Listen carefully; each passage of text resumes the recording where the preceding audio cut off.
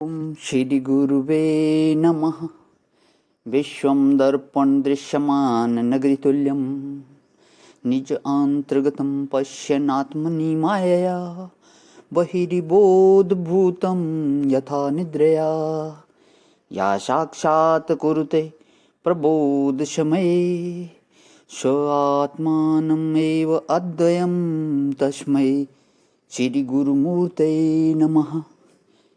इदं श्री दक्षिणामूर्तये। ओम शांति शांति शांति। प्रणाम भगवान। मांडुक्य कार्य का प्रवचन व्यातथ्य प्रकरण से स्वामी श्री अखंडानंद सरस्वती जी महाराज का दिव्य ग्रंथ, जिसमें भगवान पेज नंबर 168 से आगे चलेगा। देखो, जब बाहर शांति होती है तब आत्मा की ध्वनि मुखरित होती है।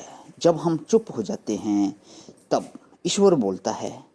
एक सज्जन हमारे पास कुछ पूछने आए। आध घंटा उनसे बात करनी थी तो कोई पौन घंटे में तो उन्होंने अपनी सुनाई। वे तो बोलते गए। अब उनको जवाब क्या दें? वे तो सुनाने को आए थे, पूछने तो आए नहीं थे। तो कोई भले मानुष बोले तब ना। जब सामने वाला चुप ही न हो तो कोई भले मानुष बोले क्या? तो जब तक जीव चुप नहीं होता तब तक ईश्वर बोलता नहीं। जब जीव चुपचाप ईश्वर के सामने खड़ा हो जाता है तब ईश्वर की आवाज सुनाई पड़ने लगती है। ईश्वर की आवाज सुनने का तरीका यही है, उसका टेलीफोन शून्य। एक सज्जन एक दिन आए थे। उन्होंने अपने को आचार्य रजनीश का शिष्य बताया। तो हम तो समझते थे कि वे कोई साधना नहीं बताते होंगे, क्योंकि वे तो श्रद्धा शास्त्र महापुरुष का खंडन करते हैं। तो उन सज्जन ने बताया कि हमको आचार्य रजनीश ने यह साधना बताई। हमको बताया कि शरीर के अमुक स्थान पर शून्य का ध्यान करो। उससे क्या हुआ?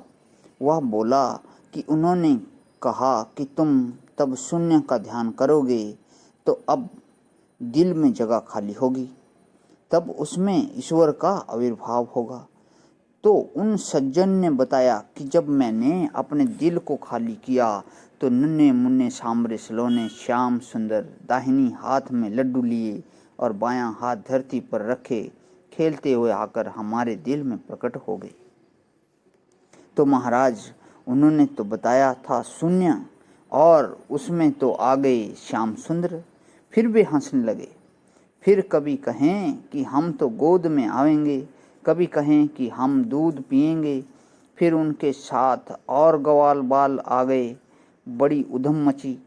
अब वे तो हैं आचार्य रजनीश के शिष्य और उनको आ गई कृष्ण लीला। लेकिन वे बोले कि हमको शांति तो नहीं मिली।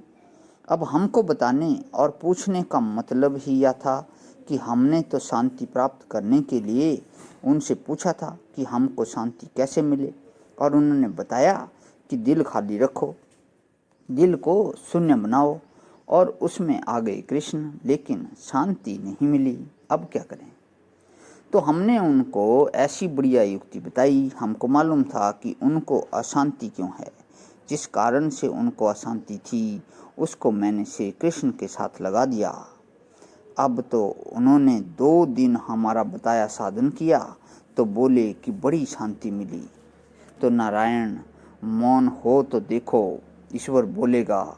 और दूसरे को अपने दिल में मत बैठाओ तो तुम्हारे दिल में आकर ईश्वर बैठ जाएगा। भला यही युक्ति है। यह वेदांतियों की बात सुनकर कि दिल खाली करो, डरना नहीं चाहिए, उसमें तो जो तुम्हारा प्यारा है वह आकर रहेगा।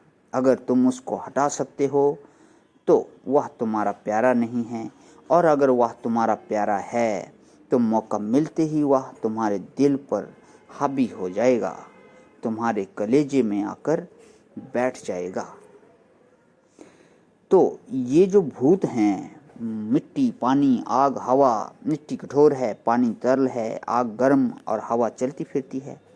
तो ये चारों कहाँ रहते हैं? ये चारों आसमान में रहते हैं। तो सब में समाया हुआ हो और सब में बराबर हो, उसका नाम हुआ आसमान। आसमान माने व्यापक, तो सब के सब आसमान में हैं। चार्वाक लोग मानते हैं कि ये चार भूत जब आपस में मिलते हैं तब चेतना की उत्पत्ति हो जाती है। अच्छा, तो चेतना की उत्पत्ति से पूर्व चार भूत की सिद्धि कैसे होगी कि चार थे? यदि चेतना उत्पन्न होने के बाद जानते हैं कि ये चार हैं, तो उसको पता कैसे लगेगा कि चार हैं? इसलिए यह कल्पना ही है, ये चार वार कुछ नहीं है। प्रणाम भगवान। आज यहीं विराम। ओम शांति ही शांति ही शांति ही।